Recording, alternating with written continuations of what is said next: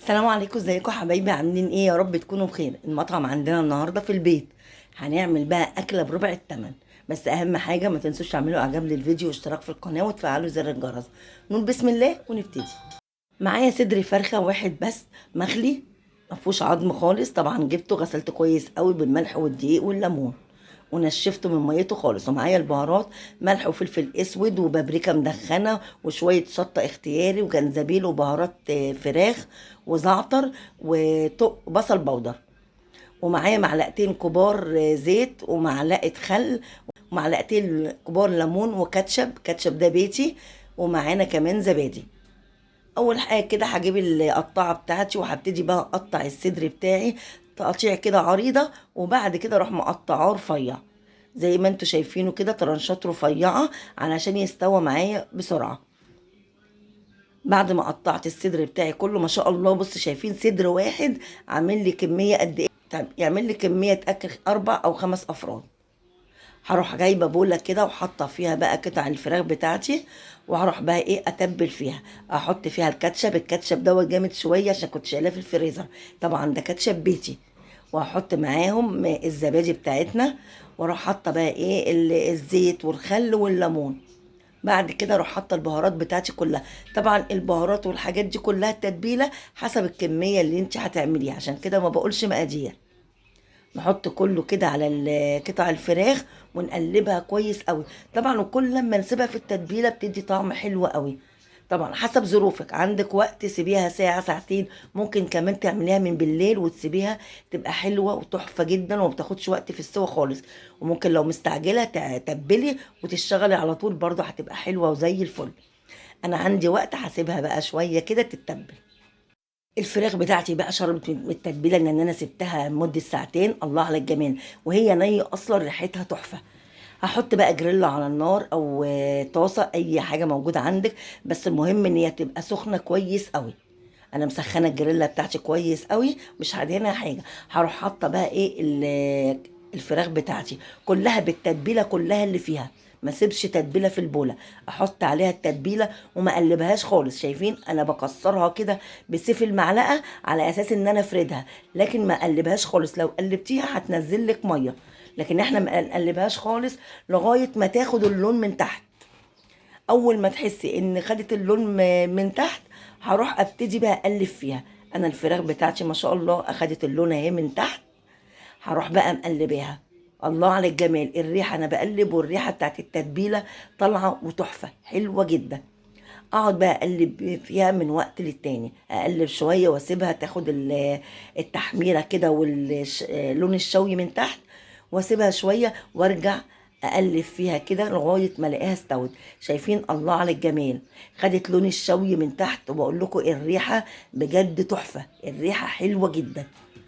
اقعد اقلب فيها كده شويه لغايه ما احس ان هي استوت خالص. كده اخدت معانا شكل الشوي بتاعنا وكمان الريحه والطعم، واستوت معانا. الله على الجمال، حلوه جدا. انا مش هحط لها بصل لان دي مش فاهيتا، لا انا هحط لها على طول شويه فلفل الوان. واقلب بقى كده. الفلفل الالوان ده كان عندي في الفريزر، اقلب كده الفلفل الالوان. انا مش عايزاه يستوى خالص يبقى طري، لا انا عايزاه وانا باكله يبقى بيقرش تحت السنان. اديله كام تقليبه كده يستوى معايا شويه، اديله بقى تقليبتين وهطفي عليه كده. حلو قوي وطعمها وريحتها تحفه. تتحلى على النار وفيها شويه زيت صغيرين ونص معلقه سمنه حسب طبعا كميه الرز اللي انت هتعمليها. واسيبهم لما يسيحوا كده هروح نازله عليهم بعود قرفه كده خشب وورق لورا وفصين حبهان وكام عود قرنفل. وهديهم بقى تقليبه كده لغايه ما يطلعوا الريحه بتاعتهم. كل ما يطلعوا الريحه بيبقى حلو جدا. اول ما يطلعوا الريحه اكون مقطعه بصلايه كده صغيره هروح حطها عليهم. انا مش عايزه البصله دي تاخد لون، انا عايزاها بس تدبل معايا شويه، اخد الطعم بتاعها ما اخدش اللون. انا مش عايزه، مش محتاجه منها لون خالص. اول كده بقى ما البصله تدبل معايا هروح نازله عليها معلقه كبيره من الصلصه. اعمل حفرة كده في النص واحط معلقة الصلصة واديها تقليبة، وبعد كده اقلب كله كده مع بعض. حلو قوي، اديها تقليبتين وهروح نازلة بقى معايا بشوية فلفل صغيرة والملح بتاعنا طبعا حسب كمية الرز. واحط بقى عليهم بهارات كبسة. لو ما عندكيش بهارات كبسه ممكن تحطي كركم وكاري، شويه فلفل اسود، ومكعب بقى مرقه كده اختياري.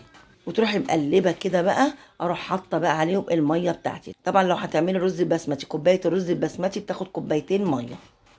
هحط الميه كده وهسيبها لغايه ما تغلي. ميه الرز غليت معايا. طبعا كنا نقع الرز قبليها، انا منقعه قبليها ب10 دقايق، ما منقعوش كتير، 10 دقايق بس. غسلته وصفيته كويس قوي والميه غليت. هنزل بقى بالرز بتاعي، اديله تقليبه وهسيبه على النار لغايه ما يتشرب. واول ما الرز يشرب الميه هروح موطياه بقى شويه واسيبه 10 دقايق واطفي عليها، وهيبقى رز مفلفل كده وزي الفل. الرز بتاعنا بعد ما اتشرب كده هقلبه بالشوكة علشان ما يعجنش مننا، واغطيه واسيبه 10 دقايق واطفي عليه. الرز بتاعنا بعد ما استوى، الله على الجمال، ريحته حلوه قوي ولونه جميل جدا، وشايفين مفلفل وحلو جدا. دلوقتي بقى هطلع بقى الحبهان اللي فيه ورق اللورا والعود القرفه، عشان الحبهان ما يجيش تحت ضرس حد. وهجيب بقى السرفيز او الطاجن او اي حاجه هتقدمي فيها. هحط الرز انا بتاعي كده وهفرده. الله على جمال الرز، لونه وريحته حلوه جدا. هفرد الرز بتاعي كده، وهجيب بقى قطع الفراخ بتاعتي برضو، هروح فرده قطع الفراخ فوقيها بالفلفل الالوان. الله على الالوان، بص الالوان مبهجه كده وجميله جدا وتفتح النفس. وكان عندي بقى كيس بطاطس نص مقليه في الفريزر، رحت محمراه وحطاه كده على الحروف. طبعا انتي بتقدمي باي شكل تحبيه. وهاجي بقى على الوش كده احط بقى صوص الرانش اللي احنا عاملينه مع بعض. الله على الجمال، حلو جدا، صوص حلو ومش مكلفنا حاجه خالص. واحط برضو كاتشب. الله، الكاتشب بقى برضو دوت بيتي، عاملاه في البيت. الله على الجمال، الطبق حلو جدا زي ما قلت لكم، يكفي من 4 ل5 افراد. حلو جدا وطعمه جميل جدا جدا. جربيه واعمليه لاولادك، هيعجبهم قوي. وما تنسوش اهم حاجه تعملوا اعجاب للفيديو واشتراك في القناه وتفعلوا زر الجرس. والسلام عليكم ورحمه الله وبركاته.